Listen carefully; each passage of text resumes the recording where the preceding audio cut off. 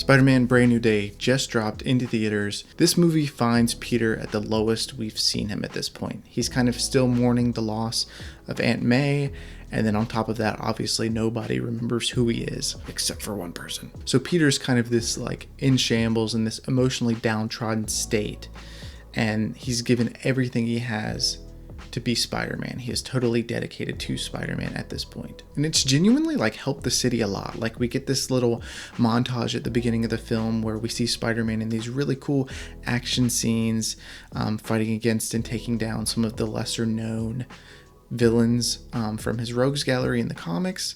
And it's kind of this great way to show us that some time has passed, and in the time that has passed between this film and No Way Home, Spider-Man has again kind of come into his own, and he is really, I mean, he seems to be the hero of New York. Like New York really loves him and values him at this point. However, this kind of results in leaving Peter behind. Spider-Man has left Peter Parker behind because everybody's forgotten him. So he's 100% dedicated to Spider-Man at this point. It's this interesting parallel where at the end of No Way Home, everyone but Peter forgets who Peter is.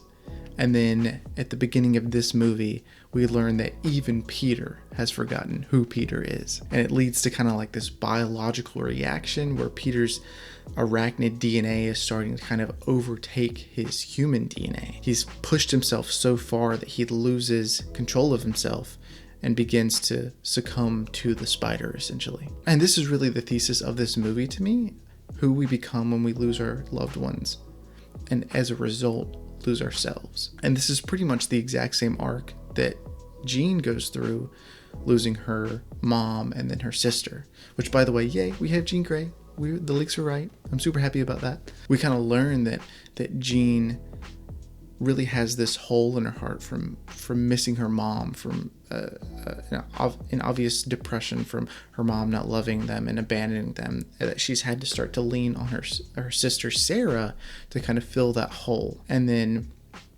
when Sarah is taken from her, Jean also loses herself. She loses who Jean is and becomes this much darker character in an attempt to get Sarah back. And like the concept of no man is an island is like clearly a driving force behind this film. And I think that's perfect because that's like a super duper Spider-Man-y concept. And so kind of like through this journey where Peter feels alone and is committed to being Spider-Man, in that we kind of learn throughout the film that he's not really as alone as he thinks he is. And the clearest example of this is Frank Castle, a character that I was not expecting at all to be the standout of this movie, but like low-key really was. But we kind of see that like him, Frank, the Punisher, and the detective to a somewhat lesser degree are really the only like friends that Peter has at this point, or Spider-Man has at this point.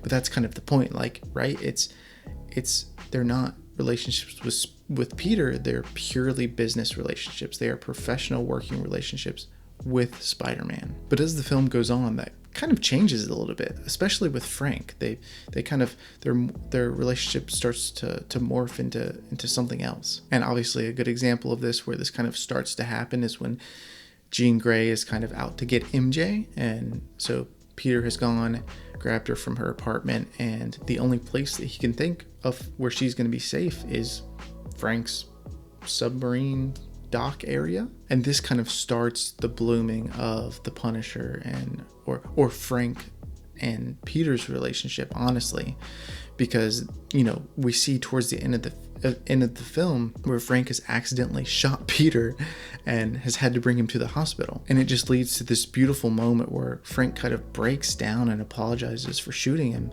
And he's like truly sorry. And it's a very emotional moment. It's like probably the most emotional moment for me in the movie.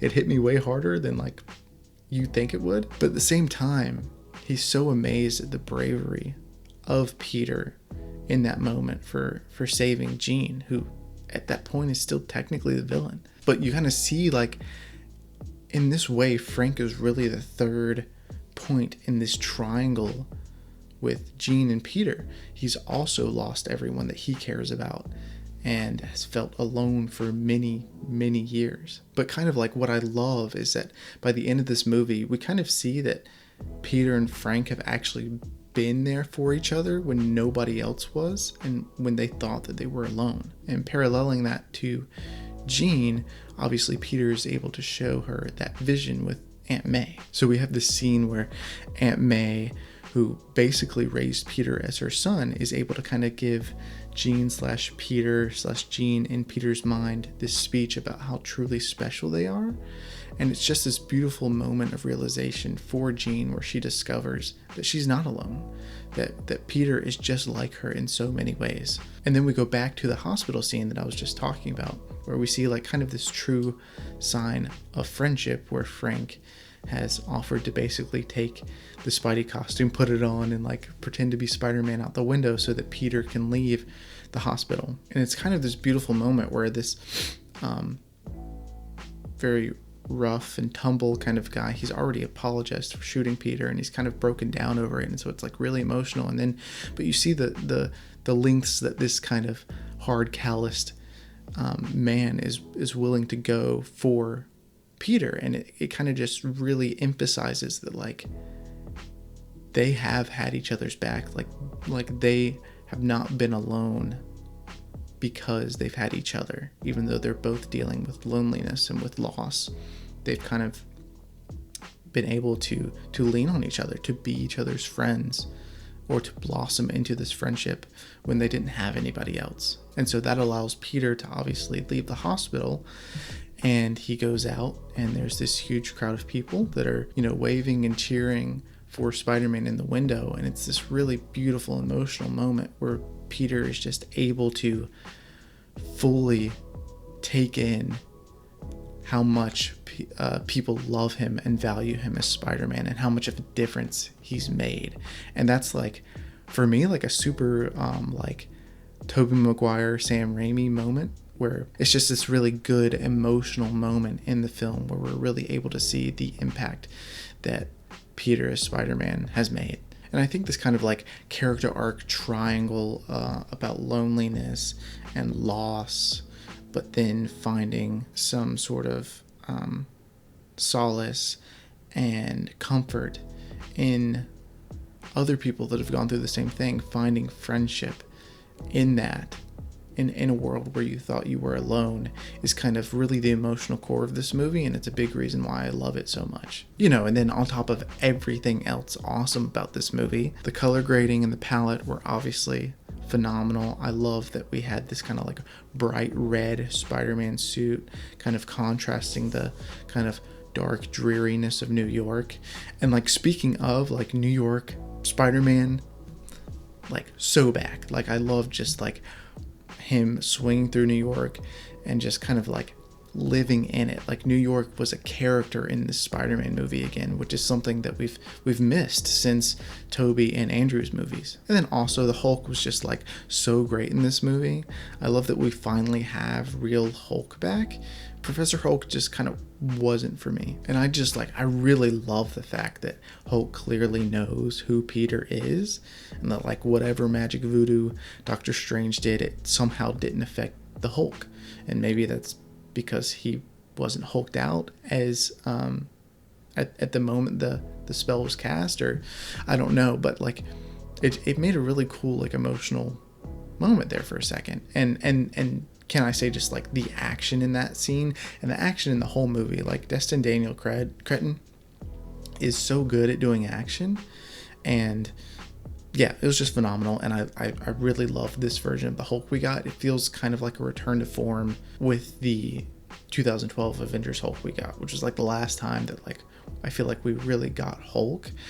Maybe also in Thor Ragnarok, he was pretty hulky in there, but still kind of played up for laughs. Like, this is the first time we've had Hulk as a genuine scary character since the Avengers. And obviously all of the emotional beats with MJ and with Ned.